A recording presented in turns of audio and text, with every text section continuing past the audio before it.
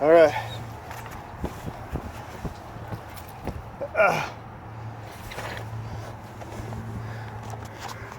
I'm out on this pier and doing sprint intervals, and the camera wasn't recording, so I'm just gonna jog back at a moderate pace since I'm still kind of recovering from the sprint just now.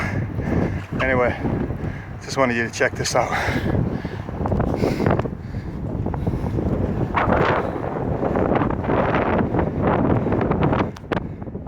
I live over here somewhere.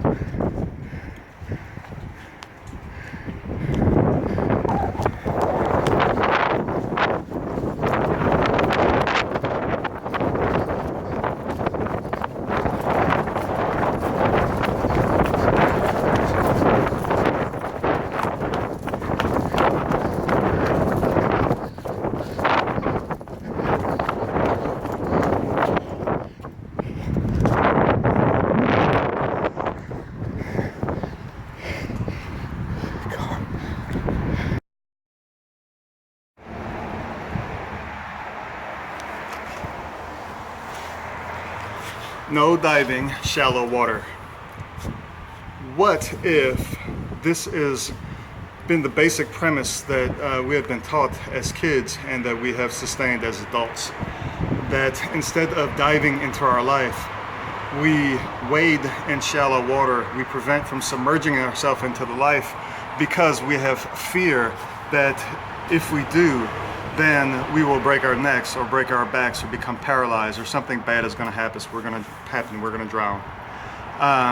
So as kids, we were taught to be careful, and really at some point in the transition, probably as very early kids, we should have been taught to submerge.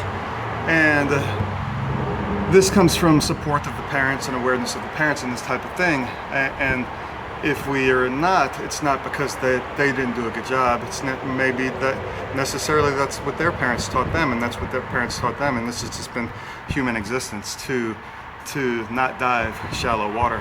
So what we have is we have floaties on our arms and on our legs, and we have these big heavy life vests because we're not jumping in and submerging ourselves into this life experience, this wonderful opportunity we have to experience a full life of wellness and healthiness and happiness and well-being and connectivity and all of these things that make life awesome, and to share this with other people and to help build up other people's lives.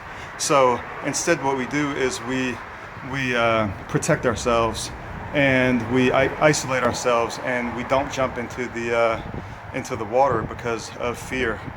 And the problem with this is that instead of protecting ourselves, we're actually harming ourselves. We're actually making ourselves physically and emotionally ill.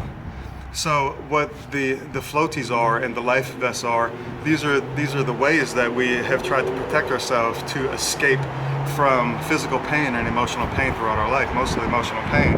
So if you decide that what you need to do is you need to start deflating these floaties, you might not be able to take them off all at once, but to deflate them so that they don't have so much buoyancy, so that you can actually submerge and kind of see what's down there, and to look deeper into yourself.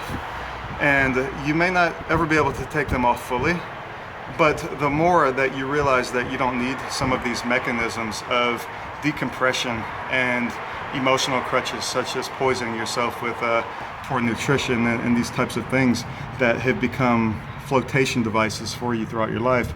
Once you start to deflate them and they don't have so much power and control over you, then you realize that you actually don't necessarily you don't have to take them off fully, but you don't need them, and they're not supporting your behavior and your habits, and then you have more freedom to actually experience the things that you want to experience and to have the energy to submerge. So that's basically just what I'm recommending real quick. I just thought about this analogy while I was coming across a sign on a pier while I was doing sprint intervals this morning out on the beach. Anyway, mend yourself, move, educate, nurse, decompress, and have a good day, because apparently Sunday is fun day, and that's what I'm doing. All right, guys. Thanks. Bye.